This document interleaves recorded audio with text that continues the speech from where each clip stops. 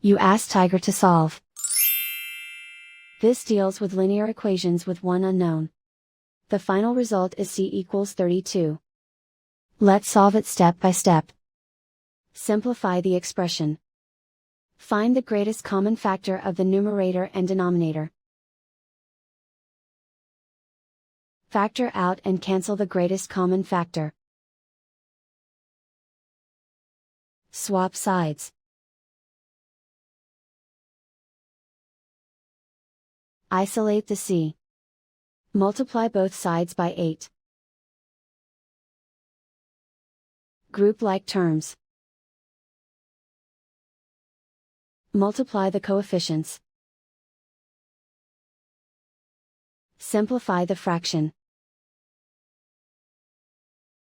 Simplify the arithmetic.